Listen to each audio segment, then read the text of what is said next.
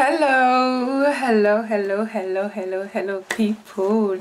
J'espère que vous allez bien, que tout se passe bien pour vous, que vous avez passé une excellente semaine, que le papa, la maman va bien, que les enfants vont bien, que le chéri ou la chérie va bien.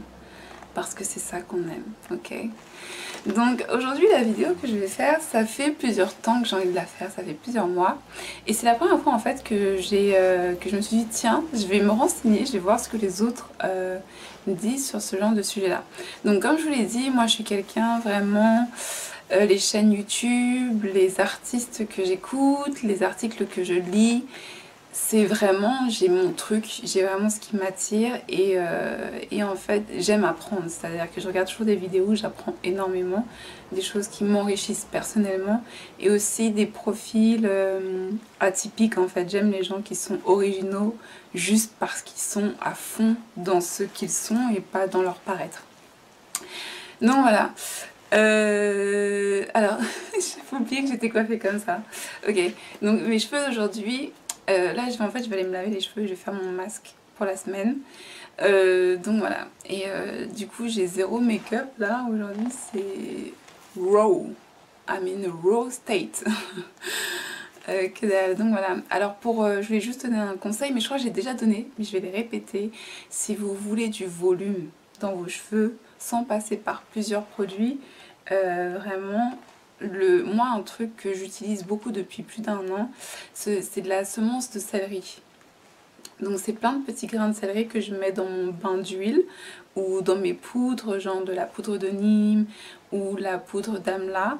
Et en fait je mélange ça avec un peu d'huile, je laisse poser ça une nuit, une nuit ou 3-4 heures si je peux.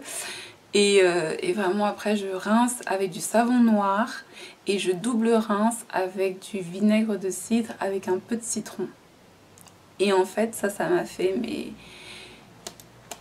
le volume de ouf. Je vous dis qu'avant j'avais pas de volume et de toute façon vous voyez bien quand je me coiffe on a l'impression que j'ai très peu de cheveux alors qu'en fait j'ai une touffe quoi. J'ai une touffe de cheveux. Là en fait j'ai défait mes tresses et je vais aller me laver les cheveux, je vais aller me faire mon petit bain, tout ça. Donc alors parlons des rêves lucides. Alors, je ne vais pas rentrer dans des explications scientifiques ou ce genre de choses-là. Je vais vraiment faire au plus simple. Comme d'hab, je vais parler de mon expérience personnelle en espérant que ça vous donne envie, vous, de vous renseigner sur le sujet et de découvrir ce que sont les rêves lucides. Alors, quelque chose que j'ai remarqué, c'est-à-dire qu'en France et en Angleterre et dans les pays anglophones, il y a vraiment une différence entre les rêves lucides. C'est-à-dire que... Il faut que je charge la batterie. Ok. En fait, les rêves lucides, c'est juste le fait que En fait, les rêves lucides, c'est juste le fait d'être conscient pendant nos rêves. En fait, vous êtes totalement conscient que vous rêvez. C'est-à-dire que vous êtes dans un état second, vous êtes en train de rêver, mais votre corps et votre esprit, quelque part, savent que vous n'êtes pas éveillé. C'est-à-dire que ce qui est en action, c'est vraiment votre inconscient. Ce n'est pas votre corps, ce n'est pas votre conscient, et pourtant, vous le savez. Consciemment, vous savez que vous êtes dans un état inconscient. Voilà. Et en fait, pour faire des rêves lucides, déjà pourquoi faire des rêves lucides? En général, on fait des rêves lucides lorsqu'on a besoin d'avoir un peu de clarté. Ce qu'il faut savoir, c'est qu'on est... Quand vous êtes réveillé, quand vous êtes en éveil, quand vous êtes dans la réalité, virtuelle certes, mais dans la réalité, en fait, vous n'allez pas vous permettre tout.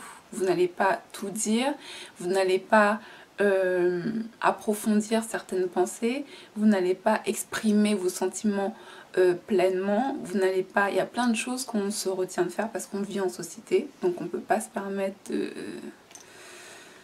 Voilà quoi, on peut juste pas se permettre de tout faire, de tout dire tout le temps. On a le droit de s'exprimer, mais on sait qu'il y a certaines limites à sa liberté d'expression. Et donc voilà, et en fait ça nous permet aussi plus profondément de savoir comment est-ce qu'on se sent en fait réellement. C'est-à-dire qu'il y a plein de gens qui sont dans des états de dépression c'est pas quelque chose de négatif ce que je suis en train de dire, mais il y a plein de gens qui sont dans des états où en fait ils ne se sentent pas très bien dans leur corps, mais consciemment ils ne le savent pas. Ok, ça va se traduire plutôt par d'autres attitudes, par certaines choses qu'ils vont faire envers les autres, par certains malaises qu'ils vont ressentir gratuitement alors qu'il n'y a pas lieu de ressentir ce malaise-là. Et en fait, toutes ces attitudes-là, ben en fait, ce sont des choses qu'on lie facilement à une dépression, c'est-à-dire que qu'il y a un malaise en fait. C'est pas la dépression dans le sens où vous êtes complètement à la ramasse et tout, c'est plutôt dépression dans le sens où il y a un certain malaise. Vous n'êtes pas heureux en fait. Voilà. Donc en fait, c'est bien de faire des rêves lucides pour savoir exactement si on se sent heureux dans ce qu'on fait, dans son travail, si on se sent heureux dans sa vie, si on se sent heureux dans son couple, si on se sent, s'il manque pas quelque chose en soi en fait. Des fois, il manque juste une facette qu'on ne met pas assez en avant, qu'on ne met pas assez en valeur, et inconsciemment, et en fait du coup inconsciemment on n'est pas heureux, mais en fait consciemment on est tellement dans la retenue parce qu'on partage notre vie avec d'autres personnes que en fait on ne se rend même plus compte qu'on n'est pas heureux parce qu'on n'arrive plus à s'écouter en fait. Je vais juste ok, parce qu'on n'arrive plus à s'écouter en fait.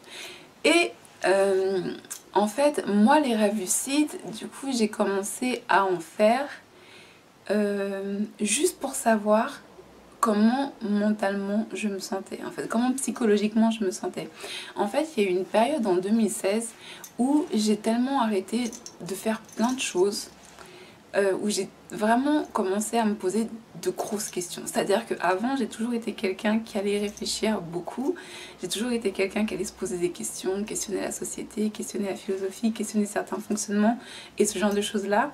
Mais en fait, en 2016, je n'ai pas fait que me questionner, je me suis dit comment est-ce que, à partir des réponses que j'ai, comment est-ce que je peux passer à l'action. Et en fait, le plus dur, c'est pas de réfléchir sur quelque chose, c'est toujours d'exécuter, c'est de passer à l'action. Et en fait, surtout passer à l'action quand ça challenge une éducation entière que vous avez reçue. C'est-à-dire que passer à l'action en disant vraiment, je décide aujourd'hui de rejeter cette attitude-là, je décide de rejeter cette opinion-là, je décide de rejeter cette perspective-là, je décide de rejeter ces habitudes-là, je décide de rejeter ce mode de fonctionnement-là. Vous voyez ce que je veux dire? Et en fait, bah, du coup, c'est pas une dépression, mais c'est une sorte de déprime, parce qu'en fait, on se sent seul, parce que déjà, il y a plein de gens qui vous ont connu d'une certaine façon, et les gens ont tendance à attendre que vous ne bougiez pas, que vous restiez les mêmes personnes, comme ça, toute votre vie. Voilà, et quand vous bougez un peu, les gens font oh, mais pourquoi elle bouge un peu? Mais non, bouge pas, reste. Ok. Parce que si on bouge trop, on peut déranger un peu les gens, vous voyez ce que je veux dire? Donc en fait, c'est assez compliqué, et en fait, en 2016, bah, j'ai vraiment eu ce moment-là où je me suis posé beaucoup de questions, et je suis tombée sur une vidéo, c'était une vidéo de Ralph Smart, qui parlait des rêves lucides, et en fait, je me suis dit attends, je vais essayer moi aussi. Donc ce que j'ai fait en fait, donc j'ai fait sa technique à lui. Donc je vais vous raconter comment ça s'est passé pour moi. Donc je me suis réveillée, j'ai fait mes 6 heures de sommeil, je me suis réveillée, il me semble que j'ai mangé une banane ou un truc comme ça. J'ai dû boire un thé parce qu'il faut beaucoup boire de toute façon quand vous vous réveillez. La preuve, je vais boire maintenant. Pendant que j'y pense.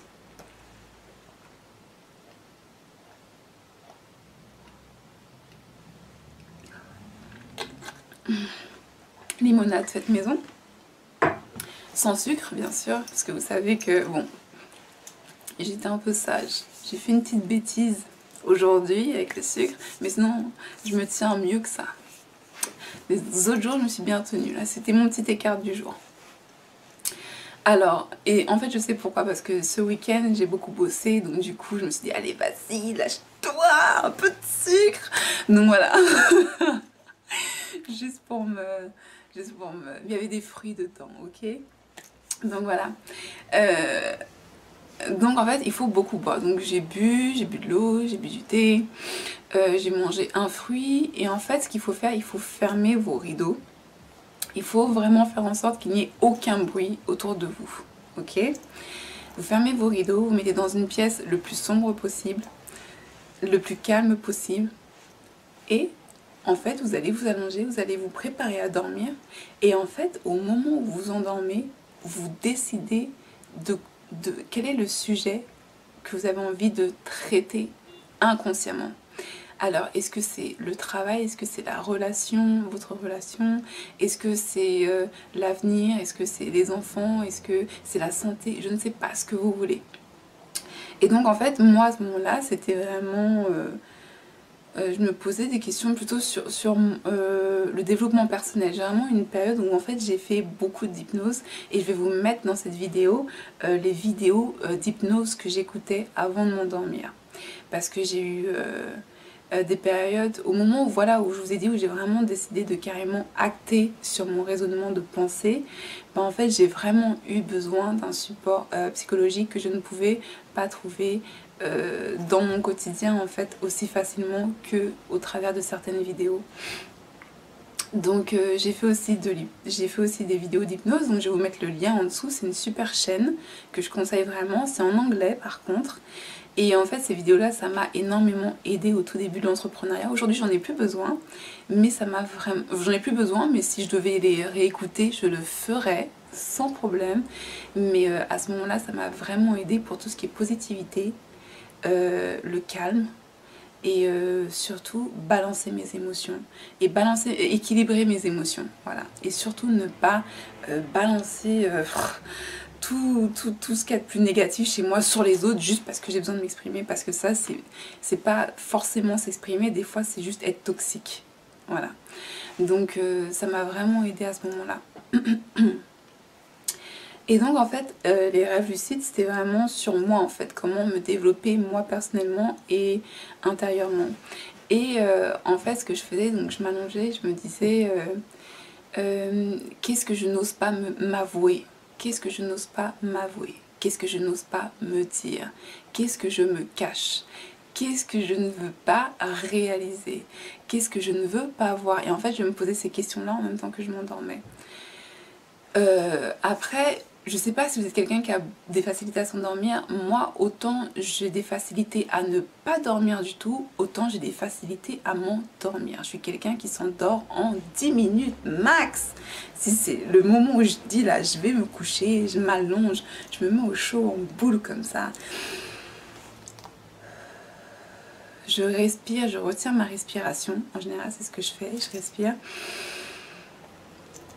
1, 2, 3, 4, 5, 6, 7. Et en fait, moi, j'ai tendance à retenir ma respiration jusqu'à mon premier bâillement.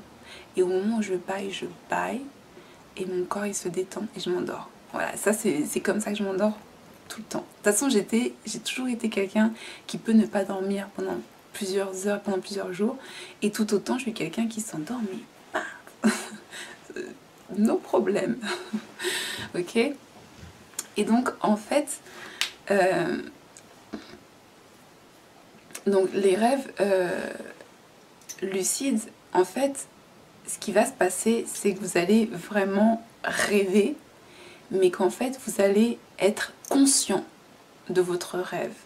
Et en fait, le luxe que c'est d'être conscient de son rêve, c'est que vous pouvez le déchiffrer après l'avoir eu. Et en fait, c'est en déchiffrant votre rêve que vous allez pouvoir comprendre ce que vous avez envie de comprendre, ce que vous cherchez. Est-ce que c'est concernant le travail, est-ce que c'est concernant la famille, et ce genre de choses-là. Et donc en fait, vous allez donc rêver et surtout mémoriser votre rêve. Alors, si vous avez envie de mettre une alarme ou pas, ça dépend de vous. Moi, en général, je mets des alarmes. Ok? Donc, je fais pour un rêve lucide, je me laisse 1 heure à 2 heures. 1 heure à 2 heures. Et en général, vous avez le temps de faire 2 rêves. Moi, je me souviens en général de 2 rêves. C'est rare que je me souvienne de plus de 2 rêves, mais en général, je fais 2 rêves. Et en fait, quand vous vous réveillez, vous devez noter les choses les plus importantes. Est-ce qu'il y avait un animal? Est-ce que c'était vous? Est-ce que c'est dans une maison? Comment c'était? Les couleurs, tout ça, et ce genre de choses-là, vous les notez. Et après, en fait, vous allez en ligne et il y a plein de sites qui sont spécialisés pour la traduction et la signification des rêves.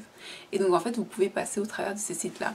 Je ne vais pas vous recommander des sites en particulier parce que moi en fait le pire c'est que je ne me concentre pas sur un seul site de traduction de rêves parce que ça reste assez subjectif tout de même. Donc en fait j'ai vraiment beaucoup de sites et après je me fie aussi à ma propre intuition, à moi. Par exemple si je rêve qu'il y a un chien, moi j'adore les chiens, voilà. Donc si je rêve que dans mon rêve il y a un chien, en sachant que j'aime les chiens, ça n'aura pas la même signification qu'une personne qui, dans la vie réelle, qui a consciemment peur des chiens. Voilà. Vous voyez ce que je veux dire? Donc, par exemple, moi qui joue avec un chien, c'est-à-dire que c'est moi qui prend du plaisir avec quelque chose qui me fait plaisir. Alors qu'une personne qui a peur des chiens dans la réalité, mais qui joue avec un chien dans un rêve, c'est peut-être quelqu'un qui joue avec le danger. Ou quelqu'un qui affronte ses peurs. Vous voyez, ça aurait une autre signification. Donc c'est pour ça que c'est bien de s'identifier à certaines traductions de rêves que l'on peut trouver sur les sites, mais soyez votre propre gourou. Même si vous avez d'autres personnes qui vous influencent, soyez votre propre gourou. Voilà. Aussi, ce qui m'arrive, des états que j'ai déjà atteint en étant moi-même extrêmement choquée de ce que c'était en fait, en français on va appeler ça des rêves lucides, alors qu'en fait ce sont des états d'éveil inconscient. Voilà, moi je le traduirais comme ça. En fait, des états d'éveil inconscient, c'est-à-dire que vous êtes éveillé, mais vous ne le savez pas. Alors, c'est très compliqué. Ça m'est arrivé en fait 3 fois, et en fait, ça m'est arrivé une fois avec une personne. Donc là, c'était flagrant, et ça, c'était un des trucs les plus bizarres de ma vie en fait qui m'est arrivé avec quelqu'un. C'est-à-dire que c'était ma cousine allemande, donc c'était en Allemagne. Et en fait, elle est venue me réveiller, je ne l'ai pas entendue, ce qui est très rare. Autant je dors très facilement et très profondément, autant quand les gens s'approchent, je me réveille automatiquement. Et j'ai une très bonne ouïe. J'ai une très bonne ouïe, que je dorme ou que je ne dorme pas. J'entends très facilement les gens très loin et je peux entendre 2 personnes qui parlent à la fois, sans problème. Ça, c'est d'autres choses. Mais en fait, ce qui s'est passé, c'est qu'elle est rentrée dans la chambre et je ne l'ai pas entendue, ou alors je l'ai entendue, mais j'ai pas voulu réagir, mais voilà. Elle est rentrée dans la chambre et en fait, elle me parlait et j'ouvrais les yeux et je lui répondais, mais elle aussi savait que je dormais toujours.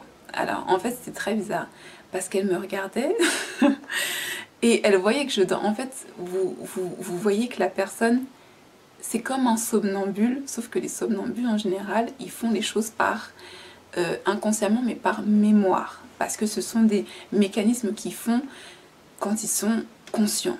Alors que là, mais quelque part, j'étais éveillée en fait, j'étais en éveil inconscient.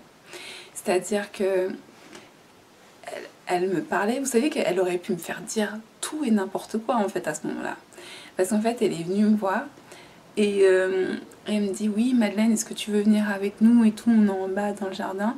C'était en Allemagne en fait, il y a eu une période où j'ai eu un taf monstre et où j'ai travaillé 7 jours d'affilée pendant plein d'heures. Et en fait, j'ai eu un taf monstre et en fait, elle est venue me chercher un dimanche soir. Et ce dimanche-là, je dormais, il devait être 17 h. J'étais partie faire une sieste. Hein. C'est pas j'avais dormi toute la journée. Hein. J'étais rentrée et j'avais fait une sieste.